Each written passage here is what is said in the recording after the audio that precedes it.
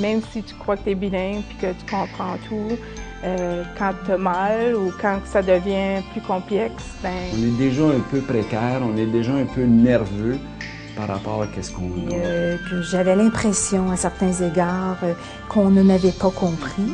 L'autre langue part où on a de la difficulté à aller la chercher, aller chercher le vocabulaire et tout ça. C'est littéralement une question de vie ou de mort.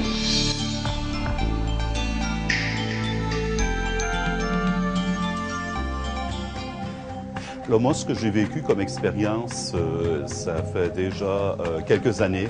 J'avais un problème d'hernie et comme beaucoup de gens, j'ai laissé traîner une situation. Tout ça, c'est devenu un peu plus grave et à un moment donné, le mal a fait que j'en pouvais plus.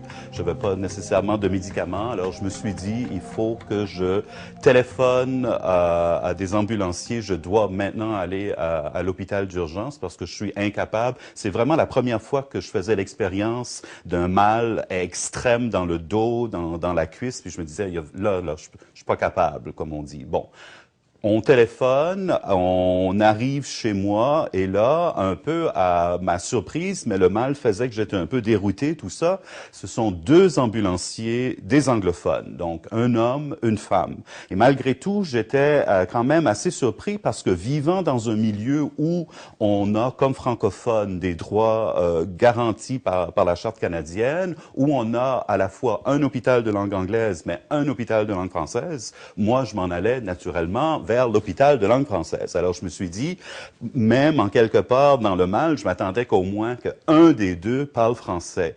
Et ce qui m'a beaucoup surpris, probablement le plus surpris de toute l'expérience, c'est que moi, je suis bilingue. Moi, j'ai grandi en français, mais très jeune. Ma grand-mère était une unilingue anglophone. On lui parlait anglais, beaucoup, les cousins américains et tout ça. Donc, l'anglais m'a jamais vraiment présenté un problème.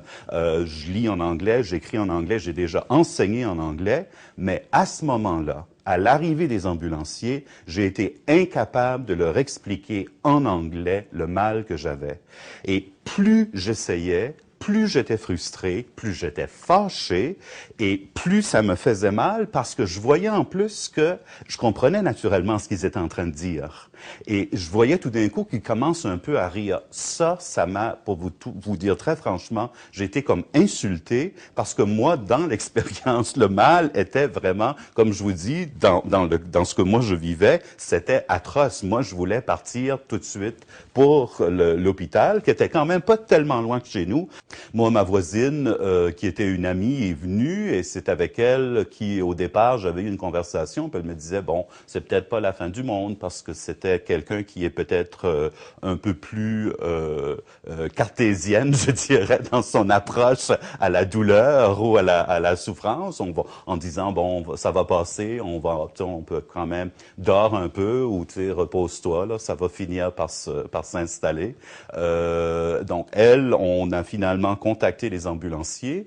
Elle, bilingue, pouvait parler, comme moi d'ailleurs, mais elle n'était pas dans ma situation. Elle pouvait parler aux ambulanciers, mais en quelque part, je n'entendais pas ce qu'elle disait.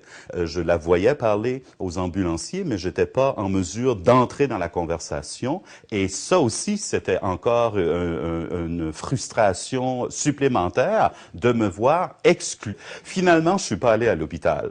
Finalement, je suis resté quand même là parce que ils m'ont dit, bon, c'est peut-être pas si grave que ça. Mais n'empêche que les quelques minutes de tentative de communication avec eux en anglais m'ont semblé presque une éternité et j'arrivais vraiment pas à comprendre. Et là, j'ai compris quelque chose. Parce qu'on m'avait déjà raconté, puis on m'avait déjà dit, puis j'avais déjà lu que les gens, dans des situations extrêmes, ce qui était vraiment pas mon cas, là, mais quand même, tout d'un coup, l'autre langue part, où on a de la difficulté à aller la chercher, aller chercher le vocabulaire et tout ça. Puis je me disais, tiens, c'est vraiment un peu particulier parce que j'essaie de comprendre. Là, habituellement, quand on est bilingue, on peut, et surtout quand on n'a pas vraiment de difficulté à passer d'une langue à l'autre, sans nécessairement les mélanger, je me demande qu'est-ce qui est le problème.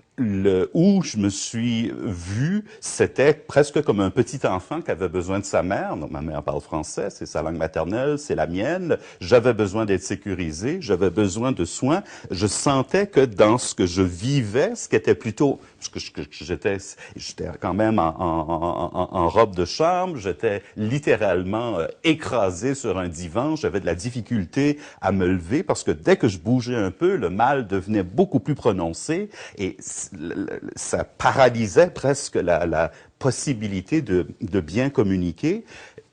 Impossibilité finalement de prononcer une véritable phrase, d'avoir une véritable phrase en anglais. Je disais là, ça n'a quand même pas de sens.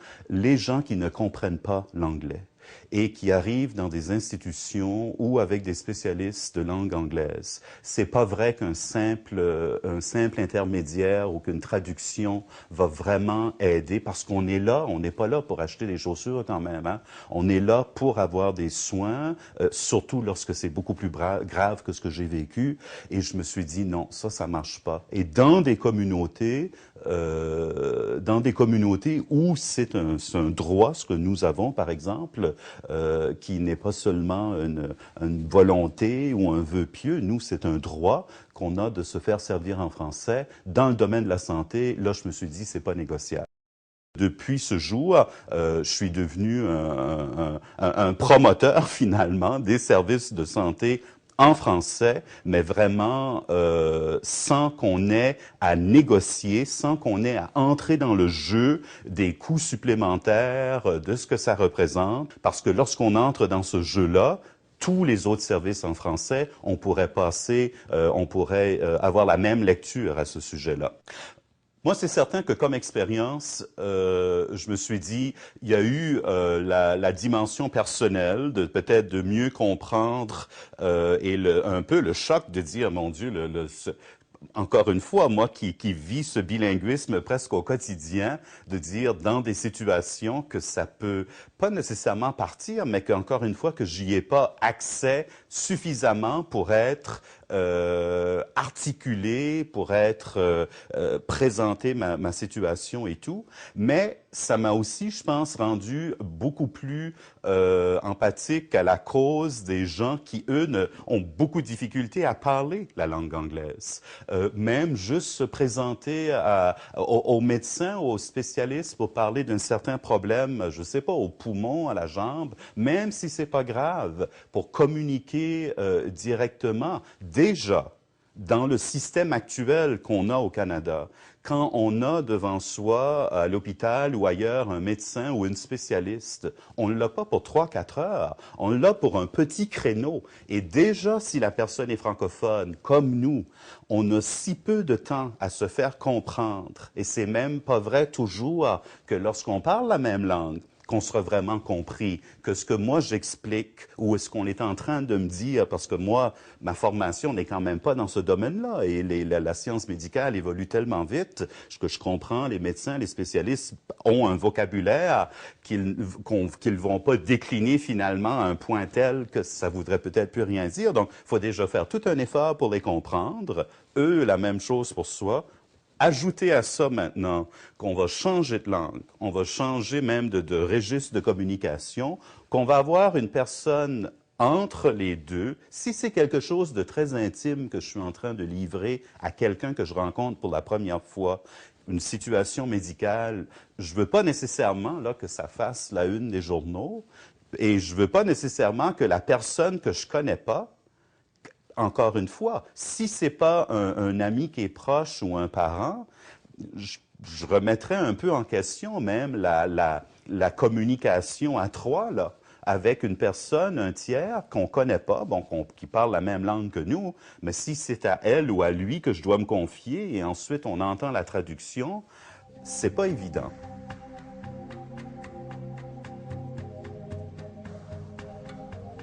Moi, je dirais que l'offre active dans des institutions bilingues ou dans des institutions de langue française, que la première langue vraiment à utiliser, c'est dire bonjour aux clients, aux patients, comment allez-vous, commencer par le français et je sais que c'est pas évident, mais d'avoir peut-être une écoute, d'avoir cette première conscience que lorsqu'on va travailler dans un milieu où on a une minorité de langue française et qu'on est surtout employé pour desservir cette minorité-là, d'être très conscient en quelque part que c'est fort possible qu'on va avoir des clients qui vont passer tout de suite à l'anglais parce que c'est comme ça qu'ils ont été élevés, parce que c'est comme ça qu'ils fonctionnent et que ce n'est pas une tare, que ce n'est pas quelque chose à dénoncer, mais qu'en le comprenant, qu'on peut passer ensuite au français en prenant peut-être un peu plus de temps, tout en sachant que même si c'est un français qui peut être régional,